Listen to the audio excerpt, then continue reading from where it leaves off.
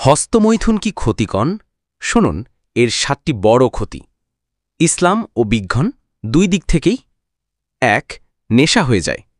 অতিরিক্ত হস্তমৈথুন একসময় নেশার মতো হয়ে যায়। তখন সময়, মনোযোগ সব নষ্ট হয়। ২. মানসিক দুর্বলতা।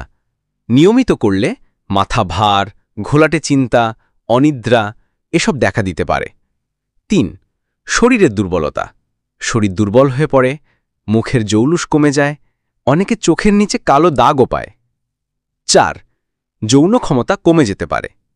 বিয়ের পর স্বাভাবিক সম্পর্কেও সমস্যা হতে পারে। তাড়াতাড়ি বীর্যপাত বা উত্তেজনা ধরে না রাখা এসব সমস্যা তৈরি হয়। ৫. পর্ন ও হারাম কল্পনায় আসক্তি।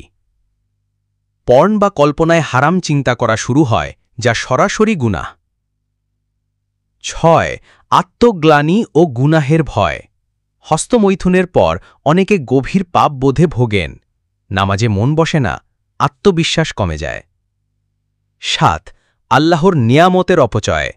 যা আল্লাহ বৈধ করেছেন স্ত্রী বা স্বামীর মাধ্যমে, সেটা ছেড়ে হারাম পথে চাওয়া, এটা তার দেয়া নিয়ামতের অবমাননা। কোরআনের আয়াত সূরা মুমিনুন ২৩:৫-৭। আর যারা তাদের লজ্জাস্থান হেফাজত করে, স্ত্রী বা দাসী ছাড়া, এর বাইরে যারা যায় তারা সীমা লঙ্ঘনকারী।